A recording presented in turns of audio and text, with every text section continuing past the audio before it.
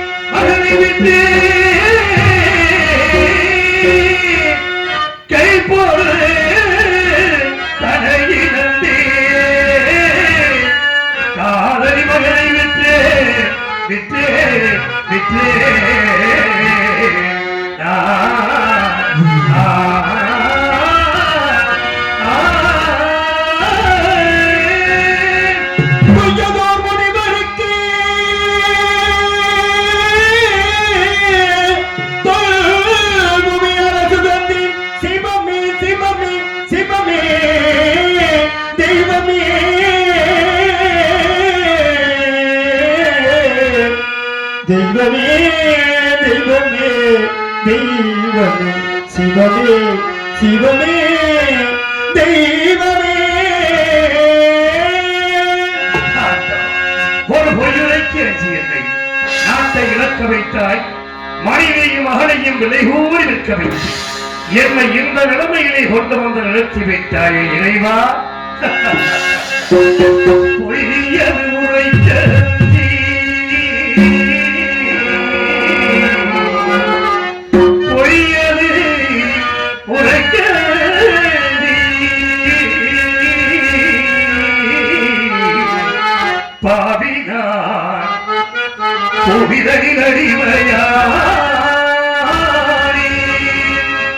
பொய்யது உரைக்கலஞ்சி இந்த பாடினார், பொய்யது உரைக்கலஞ்சி உலகனுக்கு அடிமையானே சிவமே சிவமே வையகமெல்லாம் காத்தனான் இந்த வையகமெல்லாம் காத்தனான் மயானத்தை காக்க போனே வையகமோ காத்தேன் சாதி மயானம் காக்க புறப்பட்டே தெய்வமே தெய்வமே தெய்வமே தெய்வமே அதிகமகாமுனிவன் கொடுமையினான் சிவமே அதிகமகாமுனிவன் கொடுமையினான் சிவமே அதிகமகாமுனிவன் கொடுமையினான் சிவமே ஓசை நாடினே ஓசை நாடினே ஓசை நாடினே ஓசை நாடினே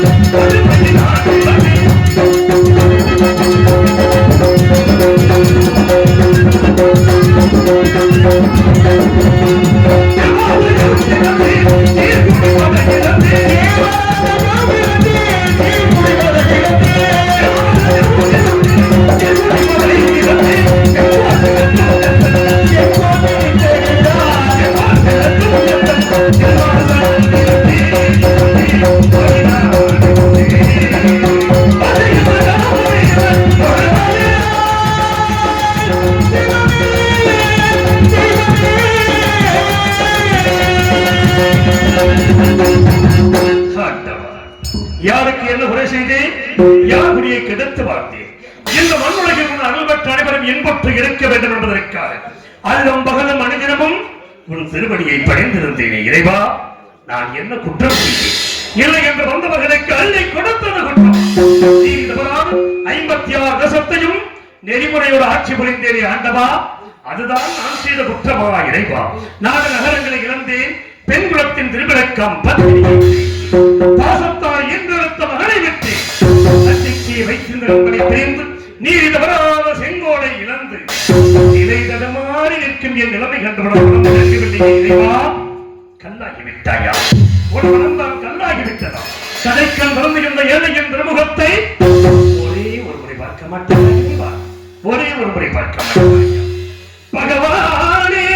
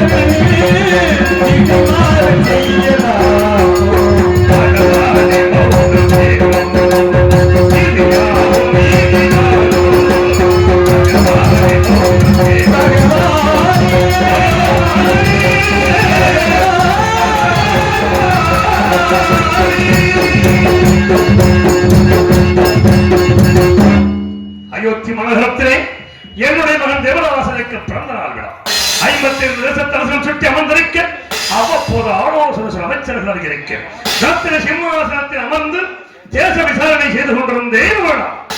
அப்பொழுது தவத்தில் சேர்ந்த விஸ்வாமித்திர முனிவர் என் குலமண்டபத்திற்கு வந்திருப்பதாக காவலன் அறிந்தேன். உடனே ஆண்டவரை எதிர்கொண்டு அழைத்து வந்தேன், ஆசனத்தில் அமர்த்தினேன். சுவாமி, தாங்கள் என்னை நாடி வந்த காரணம் யாது சுவாமி என்றேன். ஹரிச்சந்திரா, உனக்காகவும் உன் நாட்டின் நலனுக்காகவும் யாரும் செய்யக்கூடிய அதற்கு கொஞ்சம் திரவியம் வேண்டும், அதை உன்னிடத்தில் பெற்றுப் போக வந்தேன் தெரிவித்தார். சுவாமி, எவ்வளவு வேண்டும் என்றேன். மற்ற பாறையில் மரங்களில் நிறுத்தி அதன் மீது ஆங்காரவுடன் வரச் செய்து அவன் கையிலே வெள்ளி கவன் கொடுத்து அதில் மாணிக்க கல் வைத்து சுழற்றி எறிந்தார்.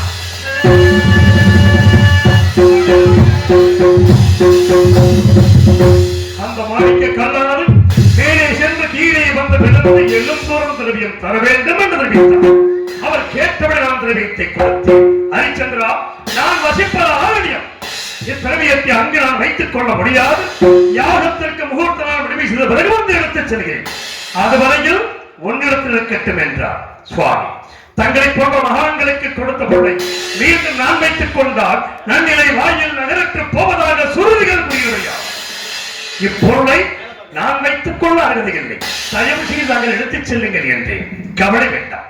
உன்னுடைய கலைஞரை முதலத்தில் என்னுடைய உத்தரட்சமாலை அடையாளமாக வைத்தால் மோசமில்லை. அதன்படி செய்யலாம் என்று செய்துவிட்டு முனிவர் சென்ற சிறிது நேரத்தில் ஆசார வாசகரே குடிமக்கள் அபயத்துவம்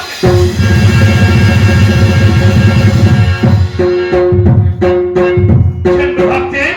குடிசனங்களே, உங்களுக்கெல்லாம் என்ன நேர்ந்தது? நான் என்ன குறை வைத்திருக்கிறேன்? எதற்காக அடுத்த புலம்புகிறீர்கள் என்று மன்னா, நாங்கள் இட்ட பெயர்களை எல்லாம் கொடிய விருதுகள் வந்து அழைத்து விட்டது. மன்னா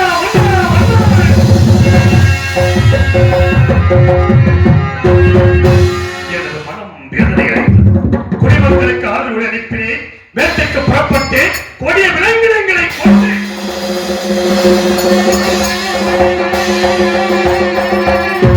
வேட்டையாடி வழக்கத்தான் திருக்குள கரையோரம் ஆலமரத்தின் அடியில் எனது பத்தினி சந்திரமதியின் மடியில் சிறிது நித்திரையில் இருந்தேன். அங்கே அடாத கனவு ஒன்று கண்டு திடுக்கிட்டு எழுந்து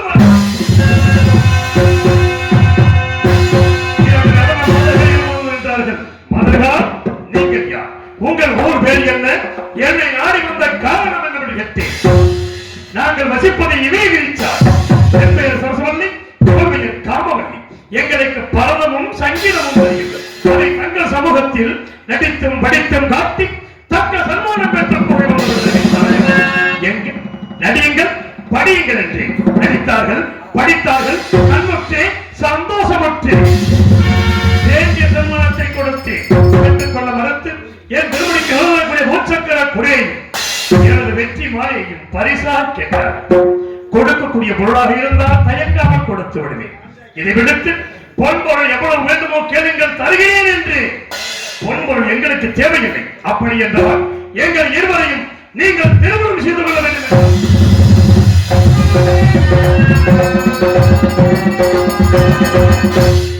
பெண்கள் என்ன வார்த்தை கூறுகிறீர்கள்? நான் தந்தாரம் என்று பிரதாரம் சிக்காதவன் தயவு செய்து எனக்கு ஓய்வெடுக்கிறேன். அறிவுரைகளை எடுத்துரைத்தேன், கேட்கவில்லை. காவலர்கள் அழைத்து அழைத்து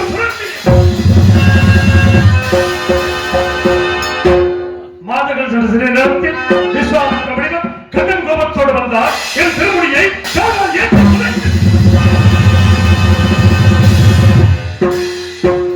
மணிமுடி மண்ணிலே சாய்ந்து விட்டது என்று கூட நான் கவலைப்பட்டேன்.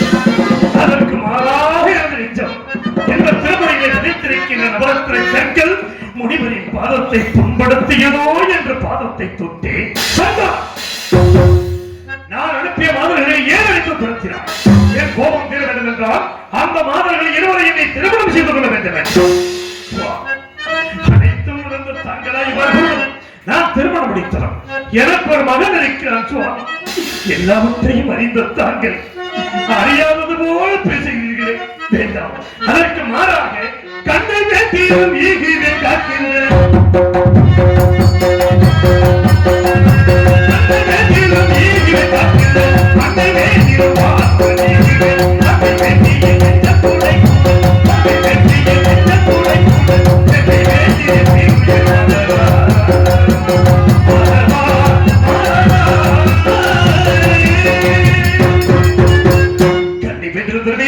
காக்கின்றது மண்ணை கெட்டாலும் தருவேன். ஒரு பொழுதும் அந்த மாதர்களை அடைய மாட்டேன் என்றேன். அப்படியா? நீ காக்கின்ற மண்ணை எனக்கு இப்பொழுது தாரை வார்த்து கொடு என்றார். ஒரு வார்த்தை ஓமானத்திற்காக சொன்னேன். இல்லை என்று சொன்னால் சொல் தவறியலாக போய்விடுமோ என்று கருதுகிறான். அன்புமனைவி தாராவதியை எண்டியிலே ஜலம் கொண்டு வரச் செய்து முனிவருக்கு அபயமாக 56 தேசத்தையும் தாரை வார்த்து கொடுத்தேன். சற்று நேரம் கழித்தது. ஹரிச்சந்திரா, நீ யாகத்திற்கு கொடுத்தாய் அல்லவா திரவியம், அதை எப்பொழுது கொடு என்று. அந்த திரவியத்தை அரண்மனையிலே களஞ்சியத்தில் வைத்து பூட்டியவாறு இருக்கிறது, எடுத்துக் கொள்ளுங்கள் என்று. நீ நாடு நகரங்களை தாரை பார்க்கும் பொழுது பொருள் நீங்களாக தாரை பார்க்கவில்லை. இல்லை என்று சொல்லிவிட்டு போய்விடுகிறேன் என்று. இல்லை என்று சொல்ல மாட்டான் இந்த ஹரிச்சந்திரன். எனக்கு ஏதாவது ஒரு பண்ணி கொடுங்க, தவணைக்குள்ளும் தங்களுக்கு சிறுவனை நிறைவேற்றி நான் கொடுத்து விடுகிறேன் என்று. ராஜகர் 48 நாட்கள் தவணை தருகிறேன். யாகத்திற்கு சேர்ந்த திரவியத்தை ராஜ்யத்தை நட்சத்திரங்களை உன்னோடு அனுப்பி வைத்தேன். அவரிடத்தில் கொடுத்தபடி என்றார். நான் சம்மதித்து இந்த நாட்டை விட்டு போவதற்காக ஒரு அடி எடுத்து வைத்தேன்.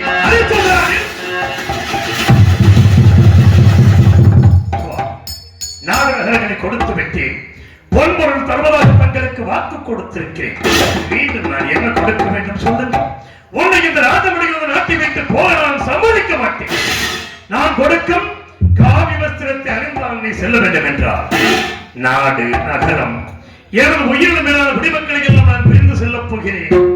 எனக்கு இந்த ராஜமணியா பெரியது தாராளமாக கொடுங்கள் என்று கூறிய நான்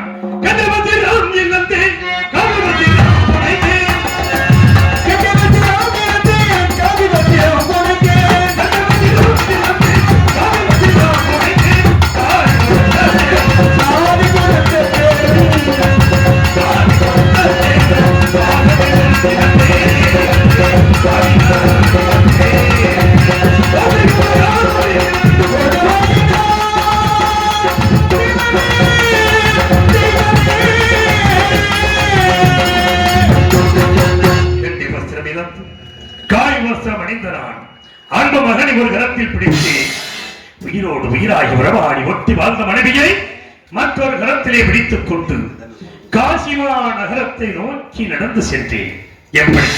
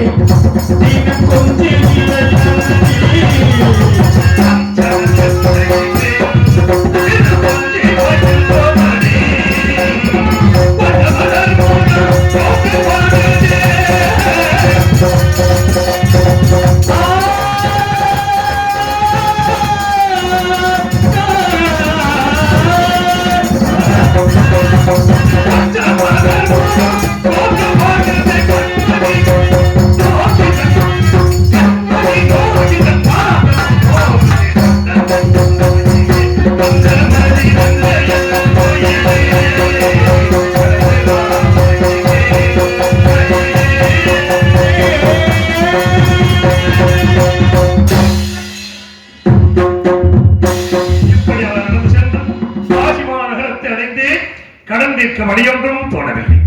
பொழுது விழுந்தால் 48வது நாள் முனிவருக்கு சேர்ந்த பொருளை கொடுக்க வேண்டிய கடைசி நாள். என்ன செய்தேன்? வழி தெரியாமல் அழுது புலம்புவதை பார்த்து என் மனைவி ஏன் கவலைப்பட வேண்டும் சுவாமி, என்னையும் மகனையும் வைத்து முனிவருக்கு சேர்ந்த பொருளை கொடுத்து தாண்ட கொண்ட சத்தியத்தை நிலைநாட்டுங்கள் சுவாமி என்றார். தாராமல் என்ன வார்த்தை கொள்கிறார்? உன்னை நான் நிற்பதா? உற்றோரும் பெற்றோரும் என்ன நினைப்பார்கள்? கட்டிய மனைவி விட்டான் சண்டாளன் உலகமே என்னை பழித்து பேசி எவ்வளவோ நீதிகளை எடுத்துக்கொள் என்னை வெளிக்கூறச் சொன்னால் வழி தெரியாமல் திகைத்தனால் இரு வேர்களை மேல் கரங்களிலே பிடித்துக் கொண்டு காசிமா நகரத்து விதிகளிலே விலையோ விலை விலையோ விலை என்று இந்த உலகத்தில் யாருமே செய்யாத நிலை விட்டேன். இறைவா, உலகம் அறியாத புதுமை உலகம் அறியாத புதுமை இந்த உலகம் அறியாத புதுமை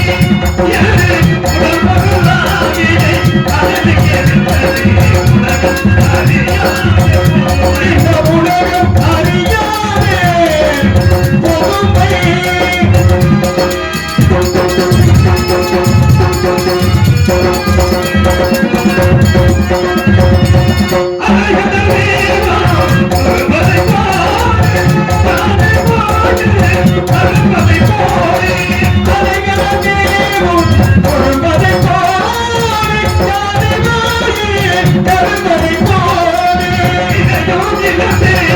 விதையும் தேடி உலகம் அறியாத பூமி எந்த உலகம் அறியாத பூமி.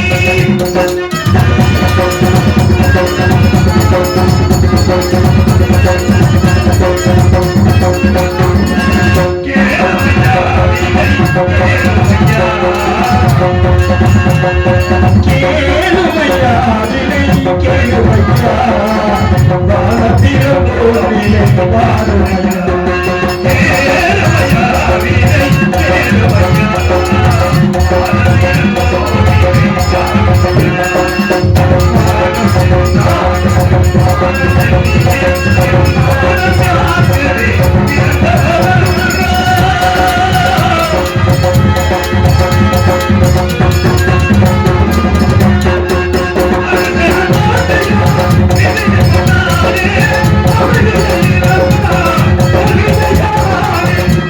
அவசரவாதியும் வினையென்பதானே அமைதியேறப்பா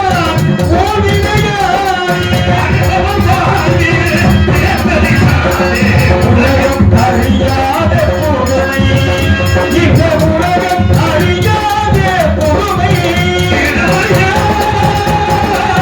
திருமையா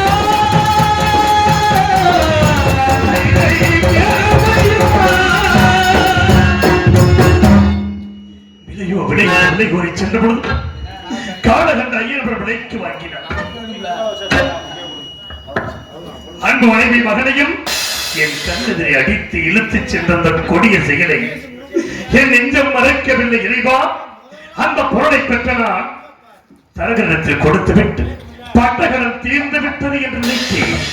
மனிதன் நினைப்பதுண்டு வாழ்வு நிலைக்கும் என்று, இறைவன் நினைப்பதுண்டு பாவம் மனிதன் என்று.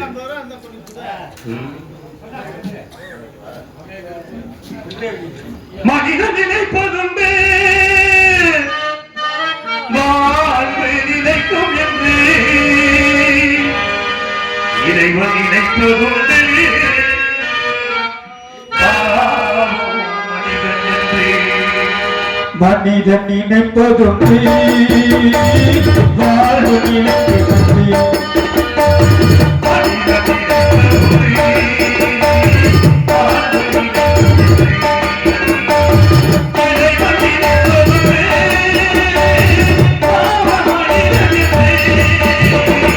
மனிதன் நினைப்பதுண்டு வாழ்வு நினைப்பதுண்டு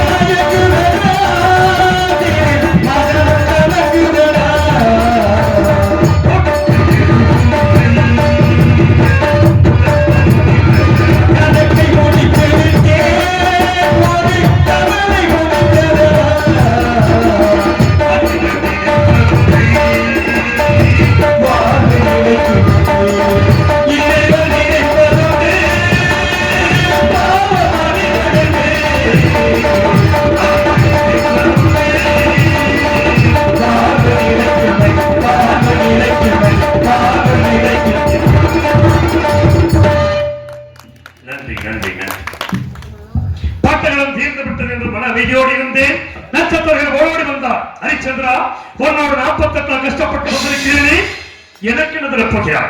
16,000 பொன் கொடுத்தாருடைய, இல்லை என்றால் அந்த பொருளை முனிவருக்கு கொடுக்க மாட்டேன், நான் வைத்துக் கொள்வேன் என்றார். இனிமேல் என்னிடம் என்ன இருக்கிறது? என்னோடு இருந்தவர்கள் என் மனைவியும் மகனும் மட்டும்தானே. இனிமேல் நான் எதை விட்டு உங்களுக்கு கொடுப்பேன் என்று ஏனில்லை. உன் மனைவியும் மகனையும் விற்க தெரிந்த உனக்கு உன்னை விட்டு கொடுக்கலாம் அல்லவா என்றார். ஆம் சுவாமி, என்னை நான் மறந்துவிட்டேன் என்று சொல்லி அந்த மந்திரி சத்தியகீர்த்தி அழைத்து என்னையும் இந்த காசிமா நகரத்து வீதிகளிலே யாரிடமாவது விலை கூறி விட்டு விடுங்கள் என்று மனம் சூழ்ந்து விலை கூறப்படியாத மந்திரியா மூர்ச்சியாகி கீழே சாய்ந்து விட்டார். இந்த பாவியாகிய நான் என்னை நானே விலை கூறி சென்று விலை கூறி சென்றவன்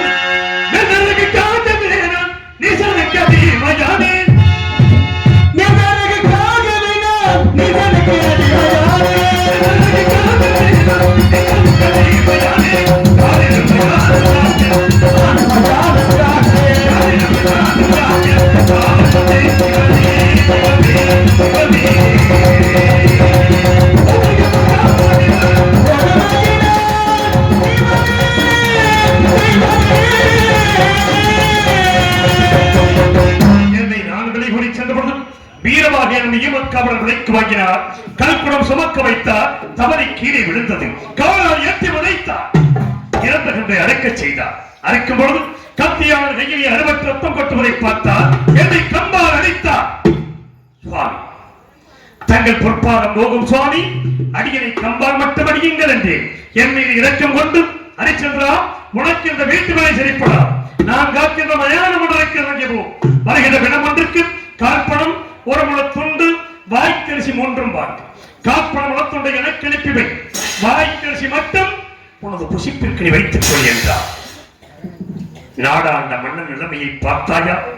செங்கோல் ஏந்தி சிம்மாசனத்தில் வீற்றிருந்து 56 தேசத்தையும் ஆட்சி புரிந்து அறுசுவை உணவு உண்டு வாழ்ந்தனால் இன்று மயானத்திலே பிணத்தின் மேல் போடப்படுகின்ற வாய்க்கரிசி கொண்டு வாழும் அளவுக்கு என்னை கொண்டு வந்து நிறுத்திவிட்டார். இறைவா, என்ன செய்வேன்? எஜமானின் கட்டளைப்படி மயானத்தை காக்க புறப்படுகிறேன். இறைவா, மயானத்தை காக்க புறப்படுகிறேன்.